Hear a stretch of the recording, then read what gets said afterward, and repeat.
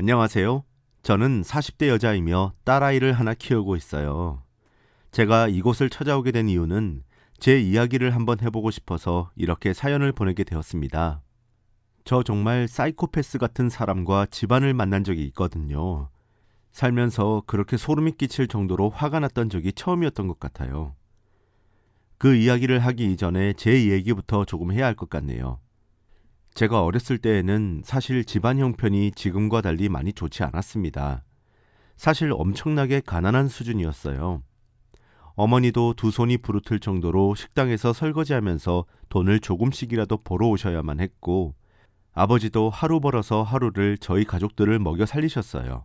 초등학교를 다녔던 시절 학급 회비를 내지 못해서 창피를 당한 적도 있었고, 교복 살 돈이 없어서 뒷집에 사는 동네 언니 교복을 물려 입으며 자랐습니다. 가난했기 때문에 많은 것을 누리고 살지는 않았지만 그럼에도 저희 가족들은 항상 행복했어요. 저희 부모님은 아무리 바쁘고 늦게까지 일을 해서 힘들어도 저랑 제 여동생에게 소홀하시지 않으셨거든요. 그러던 어느 날이었죠. 그때 제가 중학생 졸업을 앞두고 있었던 날이었는데 아버지가 저희 가족을 불러 모았습니다. 그러고는 이렇게는 더 이상 안 될 것 같다고 말씀하셨죠. 현실적으로 저희 자매의 대학 등록금부터 생활비까지 계속 이렇게 하루살이 마냥 사는 것도 지긋지긋하고 더 늙으면 이것저것 도전하는 것도 많이 어려울 것 같으니까 우리 사업을 해보자고요. 아버지는 그동안 조금씩 모은 돈으로 푸드트럭을 하나 사셨고 핫도그를 팔 거라고 말씀하셨습니다. 어머니는 아버지의 의견을 항상 존중하는 편이었기 때문에 그러자고 흔쾌히 수락하셨죠. 그리고 저희 자매도 두 분의 의견을 따르기로 했죠. 그날부터 두 분께서는 트럭을 타고 다니며 저희가 사는 곳 근처를 누비고 다녔어요. 종종 저희 자매가 돕기도 했죠. 그리고 아버지의 선택은 옳았습니다. 장사가 매우 잘 되기 시작했고 저희 네 가족은 드디어 주택을 벗어나 빌라로 이사도 할 수 있게 되었거든요. 아버지는 거기서 그치지 않으셨습니다. 푸드트럭에 파는 음식을 브랜드화시키려고 노력하셨고 그동안 모은 돈들을 끌어모아 가게 하나를 차렸어요. 그것도 근처에 학교들이 많이 있는 곳에 말이죠. 당연히 인기 폭발인 맛집이 되었고 가게는 눈코 뜰 새 없이 바빠졌습니다. 제가 고등학교를 졸업하고 대학교를 입학하던 때에 아버지는 핫도그 가게를 분점을 낸 것도 모자라서 작은 회사까지 차려내셨습니다. 비록 쇼핑몰 사이트를 운영하는 수준이었지만 직원들을 고용할 정도로 바빴습니다. 저희 자매가 자라는 사이 아버지는 핫도그를 다이어트용으로 개발하시는 데 성공하셨고 핫도그를 비롯해 다른 다이어트 식품들까지 함께 팔기 시작해서 다이어트를 하시는 분들에게 저희 아버지의 회사 브랜드가 점점 입소문이 나게 되었거든요. 회사의 수익 그래프는 거의 수직으로 봐도 무방할 정도였죠. 그냥 한마디로 완전 대박이 터져버린 것이었어요. 아버지는 항상 저희 가족의 어려운 시절을 잊지 말라고 말씀하셨어요. 사람은 착하면 되는 것이라고 어려운 시절 잊지 말고 도우면서 살아야 한다고요. 우리도 이렇게 많은 사랑을 받게 된 만큼 베풀고 살자고 항상 저희 자매를 가르치셨고 그건 저희 아버지가 세운 회사의 이념이기도 합니다. 그래서 저희 아버지는 매달 수익의 일정 퍼센테이지를 사회의 약자 계층들을 위해 기부를 항상 하셨어요. 그렇지 않아도 수익이 대박을 쳤는데 그 사실들마저 함께 소문이 나기 시작했고 저희 아버지의 회사는 일명 착한 브랜드라는 별명과 함께 더 큰 대박을 부르더라고요.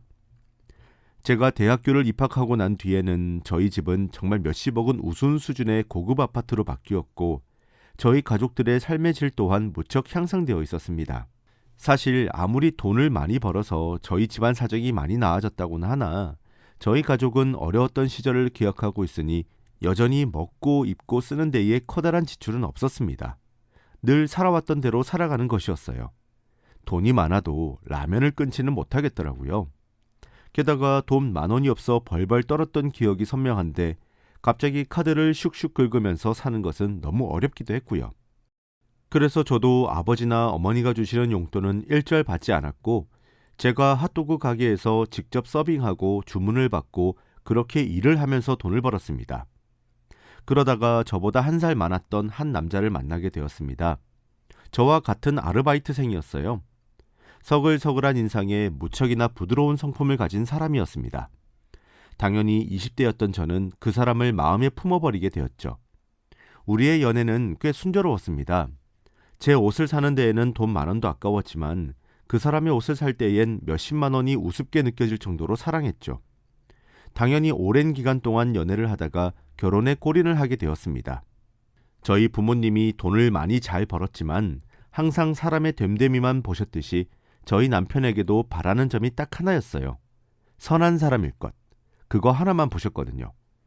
시댁의 형편은 사실 옛날 저희 집 정도셨는데도 크게 반대가 없으시더라고요. 그렇게 저와 남편은 결혼을 하게 되었습니다. 아버지와 어머니는 장녀가 결혼한다고 하니까 경사라고 하시며 온갖 것들을 다 해주셨습니다.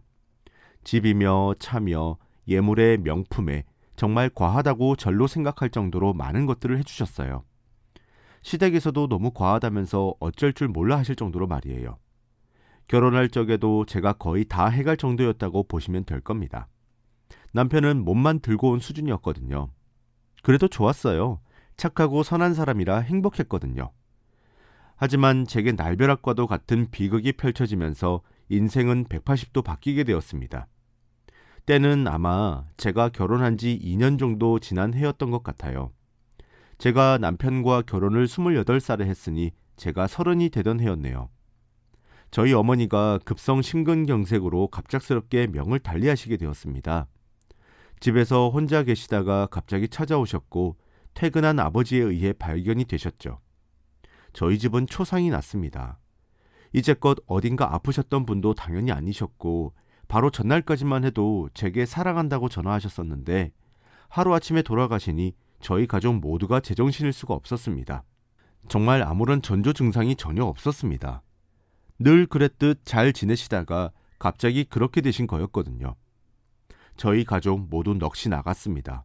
그리고 특히 아버지가 가장 심하셨죠. 저희 부모님은 저희가 찢어지게 가난했던 그 시절에도 서로 존중하셨고 서로를 비난하지 않으셨어요. 그리고 성공하신 이후에도 서로 당신 덕분이라며 지켜 세우셨죠. 부부 금슬이 무척이나 좋으셨습니다. 이제껏 두 분이서 큰 소리를 내면서 싸우시는 것을 본 적이 없었거든요. 아버지는 무너지기 시작하셨습니다. 일상생활은커녕 매일 눈물로 밤을 지새우기 일쑤셨고 어머니의 죽음을 받아들이지 못하셨어요. 심지어 너무 큰 충격 때문이셨는지 실어증까지 걸리고 말았습니다. 그때 저마저 무너질 수 없었습니다. 아버지도 여동생도 무너진 가운데 저라도 정신을 똑바로 차려서 두 사람을 케어해야 했어요. 그때 남편이 참 많이 도와주었던 것 같아요. 남편이랑 결혼하길 잘했다고 생각할 정도였어요. 저는 아버지가 운영하시던 회사에서 일을 하고 있었는데 역시 아버지의 부재는 회사에 큰 타격으로 다가왔죠. 아버지는 더 이상 회사를 운영할 정도로 정신적으로도 신체적으로도 회복하시지 못하셨어요. 결국 아버지는 서면으로 회사를 제게 물려주겠다는 의사를 표시했고 여동생도 그것에 동의했습니다. 그렇게 저는 아버지가 물려주신 회사를 물려받게 되었어요. 저는 사장이었지만 목이 터져라 홍보했고 발이 부르트도록 영업을 뛰었습니다. 다행히 제가 그런 노력을 하는 것을 하늘이 알아준 것이었는지 회사는 승승장구하게 되었습니다. 1년 정도 아버지도 여동생도 슬픔에 빠져 살더니 차차 안정을 찾기 시작했죠. 하지만 아버지가 잃은 말은 돌아오지 않았습니다. 너무 큰 충격으로 오랜 기간 말을 잃어서 그런지 이야기를 제대로 하지 못하시더군요. 아버지는 그때 뭔가 모든 것을 내려놓고 싶으셨던 것 같습니다. 하루는 저와 제 여동생을 불러 재산까지 전부 정리하시게 되었거든요. 저희 여동생도 무척이나 착해요. 자신은 욕심 없다고 계속 말을 하면서 제게 양보할 아이거든요. 아버지는 가지고 계신 건물을 저와 여동생에게 모두 증여하셨고 회사는 제게 물려주셨어요. 물론 여동생 또한 이사직급으로 일을 하기로 했습니다. 그렇게 사전에 재산을 정리한 아버지셨죠. 저는 홀연히 사라져버릴 것만 같은 아버지의 모습에 조금 불안했습니다. 마치 훌쩍 떠나기 전에 모든 것을 정리하는 듯한 느낌이었거든요. 아버지, 제가 회사를 물려받았으니 아버지를 평생 모시면서 살게요. 네? 아버지는 웃으며 고개를 끄덕이기 시작하셨죠. 저는 그때 2세 계획을 세웠습니다. 저와 남편이 아이를 가지고 싶기도 했고 저희 아버지께서 마음을 의탁할 곳이 하나라도 더 있길 바랬거든요. 다행히 그 즈음 제가 임신을 했고 출산까지 하게 되었어요. 예쁜 공주님이 태어났죠. 사람은 사람으로 있는다는 말이 맞는 것 같았던 것이 아버지는 어머니를 잊지 못하시다가도 저희 딸을 보시면서 기운을 많이 차리셨습니다. 적어도 딸아이를 돌보는 시간 동안은 아버지 얼굴에도 항상 은은한 미소가 자리를 잡곤 했어요. 그 모습을 보고 저는 다행이라고 생각했어요. 그때 저희 집에 아버지를 모시고 있었어요. 물론 남편도 동의한 사항이었습니다. 저는 평생 아버지를 잘 모시겠다고 마음속으로 다짐을 했었죠. 그러던 어느 날이었습니다. 그때는 제 나이가 32 정도였어요. 일을 마치고 집에 돌아왔는데 사람 인기척이 전혀 느껴지지 않았습니다. 아버지가 온데간데 없이 사라져버린 것이었어요. 남편과 제가 아무리 소리 높여서 불러도 아버지는 대답이 없으셨고 연기처럼 사라지셨습니다. 전 정말 믿기지가 않았습니다. 저희 딸아이가 태어나고 난 이후 아버지는 다시 웃음을 조금 되찾으셨고 우울증 약도 많이 줄여 복용을 하셨는데 갑자기 사라지셨으니까요. 실종 신고를 했지만 아무 소득이 없었고 휴대폰 위치 추적까지 했어도 소득이 없었어요. 정말 홀연히 사라지시고 만 것이었습니다. 아버지가 정상적으로 말을 할 수 있는 상태도 아니었기 때문에 전 더 불안했어요. 저와 여동생은 난리가 났습니다. 말도 제대로 못하는데 무슨 일이라도 생기면 어떻게 해야 하냐고 말이에요. 저는 넋이 나갔고 여동생은 저더러 정신 똑바로 차려야 한다고 말을 했죠. 저와 여동생은 번갈아 가면서 회사에 출근했어요. 한 사람이 일할 때 다른 사람은 아버지를 찾아 헤매기 시작한 것이었죠. 남편이 딸아이를 돌봐준다고 해서 가능한 일이긴 했습니다. 하지만 아무런 소득이 없었습니다. 그렇게 5년을 찾아 헤맸습니다. 어딘가엔 살아있을 거라고 믿었고 제보 전화가 오면 저나 여동생이나 쏜살같이 찾아가곤 했어요. 여동생에겐 결혼할 남자가 있었는데 아버지가 없는 결혼식을 치르기 싫다며 5년째 결혼을 미루고 있었죠. 제가 37이고 동생은 30이 되던 해였습니다. 남편이 저희 자매를 설득하더군요. 이제 그만하자고요. 눈물을 뚝뚝 흘리면서 산 사람은 살아야 하지 않겠냐고 사람답게 살자고 하면서요. 저희 딸아이가 엄마인 저를 너무 그리워하고 있다고 하면서요. 실종신고 이후 5년이 지나면 사망했다고 법에서도 보고 있지 않느냐고 이제 저희 세 가족과 여동생까지 모여서 행복하게 살고 싶다고 제게 애원을 하더군요. 그 말을 들은 저희 자매는 주저앉아 통곡했고 아버지의 죽음을 받아들였습니다. 결국 여동생은 아버지 없는 결혼식을 올리게 되었고 저는 아버지를 사망신고하게 되었어요. 시간을 돌릴 수 있다면 그때로 돌아가고 싶을 정도로 가장 후회가 되는 순간입니다. 그렇게 2년 마음의 응어리는 있으나 겉으로 보기에는 평범하게 살던 나날의 연속이었어요. 회사에서 한창 일을 하고 있는데 경찰 측에서 연락이 왔더군요. 안녕하십니까? 혹시 김필창 씨 자제분 되십니까? 라고 말이에요. 저는 온몸에 소름이 끼쳤습니다. 5년 동안 행방을 몰랐고 결국 사망신고를 신청하고 2년이 지난 후 아버지의 이름을 듣게 되었거든요. 저는 떨리는 목소리로 대답했어요. 네, 맞습니다. 제가 김필창 씨 장녀되는 사람입니다. 예, 이전에 김필창 씨를 실종신고하셨던 기록이 있으시더군요. 지금 사망신고가 된 걸로 확인이 되고 있습니다. 혹시 지금 서로 오실 수 있으십니까? 지금 저희 서에서 김필창 씨를 보호하고 있어서요. 저는 당장 가겠다는 말을 하고 난 이후 미친 듯이 차를 밟아 경찰서로 향했습니다. 아버지를 보호하고 있다는 곳은 저희가 사는 지역에서 자동차로 무려 편도 4시간 정도 걸리는 곳에 위치했고 시골 같은 곳이더라고요. 저는 아무에게도 이 사실을 알리지 않았습니다. 특히 제 여동생은 7년이란 시간 동안 너무 많은 기대와 상처를 받았기 때문에 제가 모든 것을 확인하고 확실하다면 그때 말을 하려고 했어요. 같은 이유로 남편에게도 말을 하지 않았죠. 시간이 지나 경찰서에 도착을 했고 7년 만에 아버지로 추정되는 사람을 만나게 되었습니다. 세월이 꽤 지나긴 했었지만 그 사람은 분명 아버지가 맞았어요. 아버지에게 달려가 품에 안겨 엉엉 울면서 왜 이렇게 야위었냐고 어디에 있었던 거냐고 통곡을 했습니다. 아버지도 저를 마주 앉아 주시면서 눈물을 삼키셨죠. 그저 미안하다고 하시면서 말이에요. 그런 저희를 보고 경찰서에서 물을 한 잔 건네면서 진정하라고 말씀하셨습니다. 7년 만에 죽은 줄로만 알았던 아버지가 돌아오셨다는 사실에 저는 너무 흥분했고 이대로 운전을 할 수 없겠다 싶었죠. 경찰 측에서도 내일 조서를 하나 써야 될 것 같으니까 근처에서 하루 이야기하는 시간을 가지고 다시 서로 오라고 하시더라고요. 저는 실종자를 찾았는데 갑자기 웬 조서를 써야 하나 싶긴 했지만 아버지가 먼저라 그딴 의문은 흘렸어요. 찾아보니 근처에 여관방이 하나 있길래 방을 잡았고 그리로 아버지와 향했습니다. 오랜만에 부녀가 만나니 할 이야기가 얼마나 많았겠어요. 일단 아버지께 저는 자초지종을 물었습니다. 전날까지만 해도 우리 딸아이를 보며 방긋방긋 웃어주시고 잘 지내셔놓고 왜 홀연히 사라졌냐고 말이에요. 7년이란 시간이 길긴 길었던 것인지 아버지는 말을 곧잘 구사하실 정도로 실어증도 회복이 되셨더군요. 그렇게 오랜만에 들어보는 아버지의 목소리에 감동하기도 잠깐이었습니다. 아버지의 입에서 나오는 충격적인 진실에 저는 경악스러울 수밖에 없었거든요. 아버지의 이야기는 이러했습니다. 그날 남편이 집으로 돌아와 아버지께 둘이서 드라이브를 떠나자고 제안했다고 하더군요. 아버지는 좋다고 남편을 따라 나섰답니다. 휴대폰과 지갑을 챙기려고 하는데 보이지가 않았다고 해요.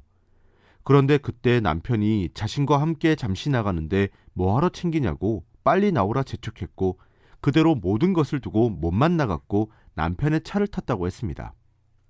남편은 따뜻한 유자차라도 한잔 하시라면서 아버지께 보온병에서 차를 한 잔 건네었고 아버지는 별다른 의심 없이 그걸 한 잔 받아 마셨다고 했어요.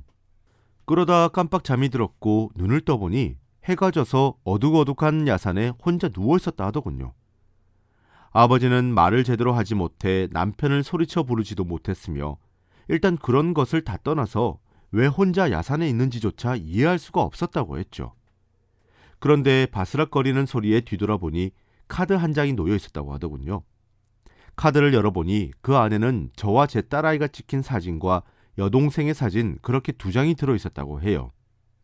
달빛에 카드를 비춰 내용을 읽어보니 장인어른이 생각하고 있는 그게 맞다는 잔인한 말과 더 이상 저희 자매들을 희생시키지 말라는 입에 담기 힘든 막말을 적어놨다고 하더라고요. 당신이 가진 것들을 준 것으로 역할이 끝났으니 양심이 있다면 돌아오지 말라는 말과 함께 말이에요. 아버지는 편지를 보고 당시에 틀린 것 하나 없다고 생각을 하셨다고 합니다. 저랑 여동생이 아버지 때문에 전전긍긍하고 있다고 생각을 해서 말이에요. 아버지는 산에 오독하니 앉아 있었다고 합니다. 조금 흐느끼시면서요. 기력이 없는 노인이 울기까지 하니 당연히 산에서 쓰러졌어요. 솔직히 목숨이 위태로울 정도였던 것 같아요. 하지만 정말 하늘이 도운 것인지 몇 시간 뒤 새벽에 산을 오르는 분께 발견이 되어 병원으로 이송되었고 다행히 지금까지 살아계신 것 같더라고요. 아버지는 버림을 받았고 더는 저희 자매에게 피해를 끼칠 수 없다는 생각에 이름이 뭐냐는 말에도 고개만 절레절레 흔들고 아무것도 기억나지 않는 척을 했다고 합니다. 그렇게 응급치료를 받고 요양병원으로 옮겨졌던 거였어요. 그 이후 저희가 그립긴 했지만 찾으려고는 하지 않았다고 하더라고요. 게다가 케어를 지속적으로 받다 보니 많이 마음이 편해지신 건지 실어증도 나아졌다고 하셨죠. 그러다가 저희 아버지를 담당하고 계시던 요양보호사께서 아버지를 경찰에 신고했다고 하더라고요. 요양보호사셨던 분에게 아버지가 유일하게 사위의 독단적인 판단으로 고려장을 당했다는 사실을 말했다고 했어요. 하지만 그게 딸들의 뜻일까 무섭기도 하고 너무 그립지만 폐만 끼치는 것 같아서 못 만나고 있다고 했나 보더군요. 그 이야기를 들은 요양보호사께서 아버지께 딸들의 이름이 무엇인지 그리고 아버지의 이름이 무엇인지 계속 물어봤는데도 아버지는 아무런 정보도 말해주지 않았다고 합니다. 7년이란 세월 내내요. 그러다 몇 달 전 아버지가 잠꼬대로 여성의 이름으로 추정되는 이름을 3가지나 부르게 되었고 그 새 이름들을 요양보호사님께서 수첩에 따로 메모해 놓으셨다고 하더군요. 그리고 아버지가 잠시 자리를 비운 사이 매정하게 적힌 편지와 그 속에 담긴 저와 제 여동생, 제 딸아이의 사진을 복사했고 그대로 경찰에 가서 몰래 신고를 한 것 같았습니다. 그렇게 요양보호사님의 재치로 아버지의 가족 중 저를 먼저 찾게 된 것이었죠.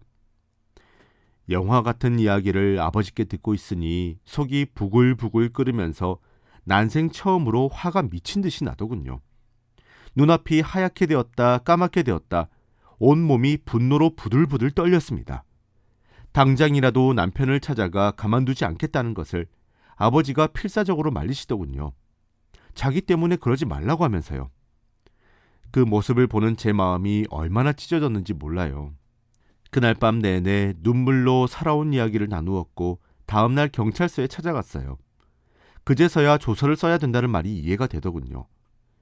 7년 전 남편이 쓴 편지를 계속 들고 계셨던 아버지였기에 저는 그것을 빼앗아 들어 경찰에 증거로 제출했고 노인 학대를 명목으로 고소장을 쓰기 시작했습니다. 경찰서에 고개를 숙여 깊이 감사를 드리고 아버지를 데리고 저희 집으로 다시 돌아왔어요. 저는 올라가는 길에 여동생에게 전화를 걸었고 저희 집으로 빨리 오라고 했습니다. 남편에게도 전화를 걸어 마찬가지로 말을 했죠. 아버지는 이래도 되는 것이냐고 겁을 먹으셨지만 전 안쓰러웠습니다. 항상 태산 같은 모습이셨는데 이렇게 작아지신 모습이 얼마나 슬펐는지 몰라요. 남편을 가만두지 않겠다고 또 다시 한번 다짐하게 되었죠. 아버지를 데리고 집에 돌아가자마자 남편의 반응을 먼저 살폈습니다. 남편은 마치 죽은 사람이 돌아온 것을 목격한 사람 마냥 사색이 되어버리더라고요. 제가 아버지의 말을 들으면서 아버지의 말을 믿지 않은 것은 아니지만 제가 본 남편이 정말 그러지 않았기를 빌고 또 빌었는데 어이가 없더군요. 여동생은 아버지를 부여잡고 어제 제가 한 차례 그랬던 것처럼 엉엉 울었고 남편은 가까이 다가오지도 않았습니다. 저는 그 자리에서 남편의 뺨을 내리쳤어요. 당신이 감히 우리 아버지를? 이걸 언제까지 숨길 수 있을 줄 알았어? 당신 인생 부숴버릴 거야. 당신 때문에 우리 가족 7년 동안 가슴에 먹는 것만 생각하면 화가 나. 당신 절대 용서 안 해. 저는 남편을 집에서 쫓아냈고 여동생에게 자초지종을 말했습니다. 여동생도 저만큼 커다란 배신감을 느꼈겠죠. 착한 형부라고만 생각하고 있었을 테니까요. 아버지는 어쩔 줄 몰라 하셨지만 저는 완강하게 나가기 시작했고 바로 다음 날 변호사부터 만났습니다. 그것으로 인해 혼인 파탄도 성립할 수 있다고 하셨죠. 나중에 알게 된 사실은 남편이 제가 생각했던 순수한 사람이 아니라 굉장히 계산적인 사람이란 것이었어요. 남편은 저희 가족이 가진 재산에 눈이 멀어 있는 수준이더라고요. 저는 넉넉한 형편이다 보니 남편과 시댁에서 도움을 요청하면 흔쾌히 들어주었던 것이었을 뿐이었는데 어느새 제가 남편과 시댁의 지갑과도 같은 존재가 되어 있었던 것 같아요. 그래서 남편이 저희 아버지를 그렇게 대한 것은 아닌가 싶습니다. 남편도 본인 입으로 제게 그러긴 하더라고요. 아버지가 이제 가진 것을 저희 자매에게 골고루 물려주었으니 군 식구같이 느껴졌다고 말이에요. 참 어이가 없는 현실이죠. 제가 가진 모든 것들은 아버지가 주신 거라고 해도 과언이 아닌데 말이에요. 전 그대로 고소를 진행했습니다. 당연히 아이의 양육권과 친권은 제가 주장을 했어요. 사실 살면서 모든 재산의 명의가 제 것으로 되어 있습니다. 뭐 당연한 이야기이긴 하죠. 저희 아버지의 돈으로 산 제 재산들이니까요. 그래도 함께 산 세월이 있어서 재산 분할을 조금이라도 해주었어야 하는데 비싼 돈을 주고 고용한 변호사님께서 혼신의 힘을 다해 위자료를 받지 않는 대신 재산 분할을 해주지 않는 것으로 판결을 받아주셨습니다. 솔직히 위자료 몇 푼 받아봤자 그게 얼마나 되겠어요. 그리고 남편이 가지고 있는 모든 제 카드를 정지시켰고 연쇄적으로 시댁에 들어가는 모든 경제적 지원도 끊었습니다. 거기서 끝나면 복수도 아니죠. 저는 그전까지 받을 생각 없이 들인 돈들이 몇 억은 됩니다. 시댁에서 제 돈을 사업자금 삼아서 시작했다 말아먹은 사업이 몇 개인지 셀 수도 없거든요. 변호사님을 통해 돈을 반환하라는 내용 증명까지 보내니 아주 난리가 나더라고요. 그런 시댁에서 저더러 뭘 하는지 아세요? 돈으로 그렇게 사람 대하는 거 아니래요. 그러다 꼭 천벌 받을 거라고 저주를 하셨어요. 천벌을 받아도 저보단 그쪽들 아들이 먼저 받을 텐데 말이에요. 저는 정말 남편의 착하고 어질고 선한 심성, 절 사랑하는 마음 그렇게 두 개만 보고 결혼했어요. 가진 것이라곤 집불도 없는데 그 두 개의 가치가 너무 뛰어나서 별로 상관없다 생각했고요. 그런데 결국 돌아온 것이 이런 배신이라니 참 씁쓸하네요.